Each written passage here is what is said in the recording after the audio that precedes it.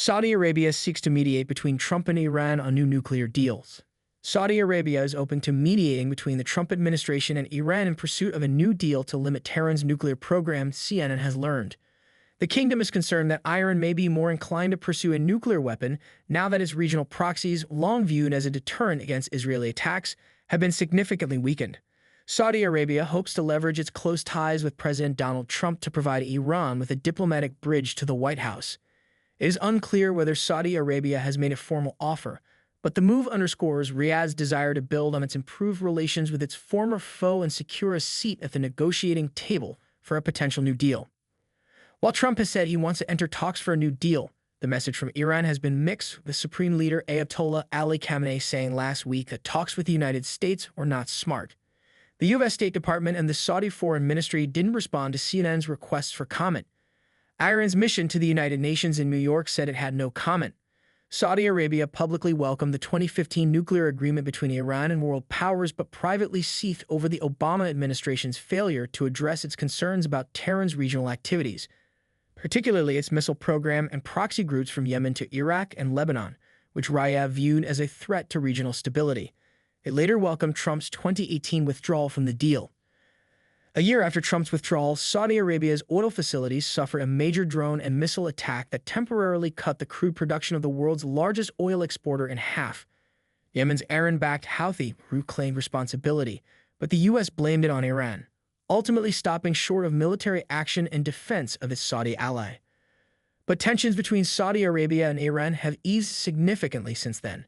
In March 2023, the two countries made a surprise announcement to normalize relations in a China-brokered agreement. Saudi officials view the deal as a major success, believing Riyadh has reaped its benefits.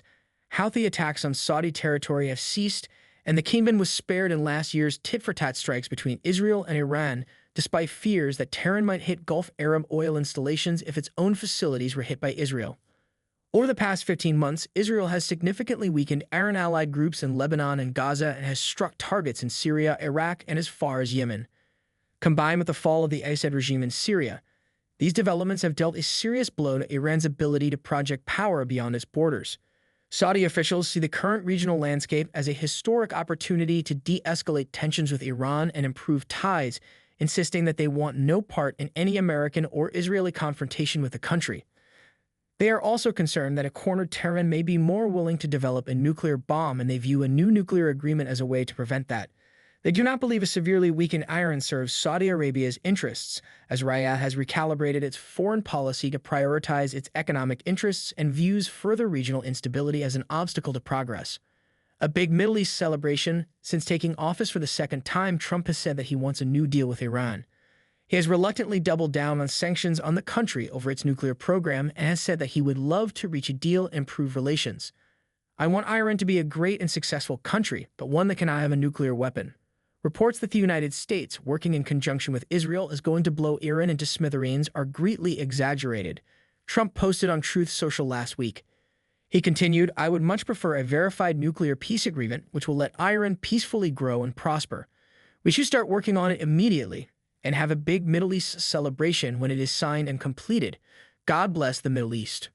With Iran's economy crippled by U.S. sanctions, President Masoud Pezeshkian, who ran for office last year on a platform of global reconciliation, is under intense pressure from his reformist base and regular Iranians to tackle a plummeting currency, massive youth unemployment, and chronic power cuts. Signals from Tehran, however, have been mixed. Pezeshkian and other Iranian officials have repeatedly stated their willingness to engage with the Trump administration on a new deal and have said that dialogue could follow on other issues.